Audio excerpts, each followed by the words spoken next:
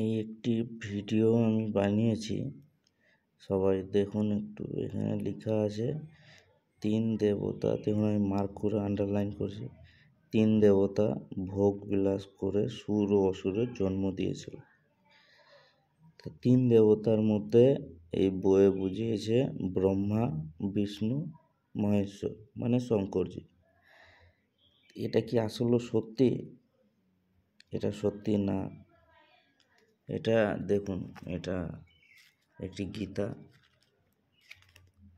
গীতা তোমার জ্ঞান অমৃত বলে একটি গীতা বাজারে। ভিডিওটি বানানোর উদ্দেশ্য হলো আপনারা গীতার মতন একটা মহান বই, যেটা মানে আমরা আমাদের হিন্দু ধর্মের আসল সত্যিটা হলো হিন্দু পুরাণে সুর ও অসুরের জন্ম বা পিতা হলো ঋষি কাশ্যপ।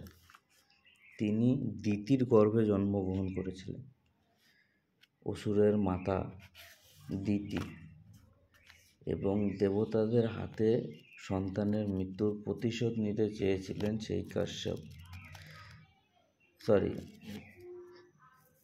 সন্তানদের হাতে মৃত্যুর প্রতিশোধ নিতে চেয়েছিলেন, যাদের মধ্যে একজন সে কশ্যপ ছিল ঋষিদের মধ্যে। এবং তিনি ছিলেন, সেই কাশ্যপ ছিলেন ব্রহ্মার পুত্র। এটা হলো আসল সত্যি। কিন্তু এই বইয়ে দেখুন, এগুলো আজকে আমি সেই গীতাটা পড়ছিলাম, পড়তে আজকে আমার চোখে ধরা পড়লো, যার জন্য ভিডিওটি বানিয়েছি।